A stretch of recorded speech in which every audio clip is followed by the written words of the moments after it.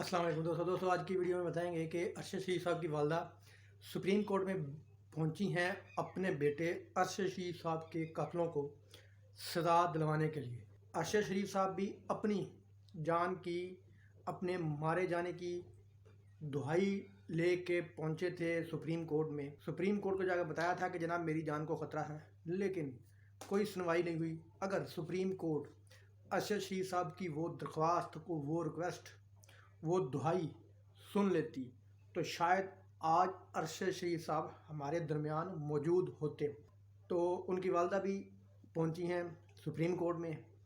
उन्होंने दरख्वास्त दायर की है, ख़त लिखा है सुप्रीम कोर्ट को, और उन्होंने कहा है कि मेरे बेटे की शहादत हुई है, तशद्दुद करके मारा गया है।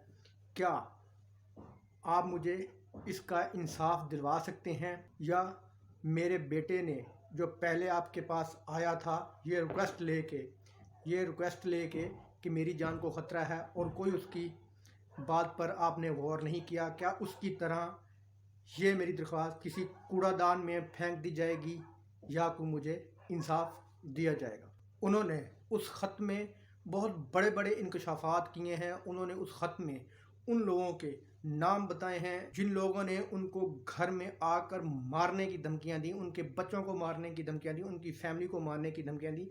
उनकी वालदा ने उस ख़त में वो तमाम लोगों के नाम बताए हैं। अब देखते हैं कि पाकिस्तान का सबसे बड़ा इदारा इंसाफ का क्या अरशद शरीफ साहब की वालदा को इंसाफ दे सकता है। दोस्तों वीडियो अच्छी लगी तो लाइक करना, चैनल को सब्सक्राइब करना। अल्लाह हाफ़िज़।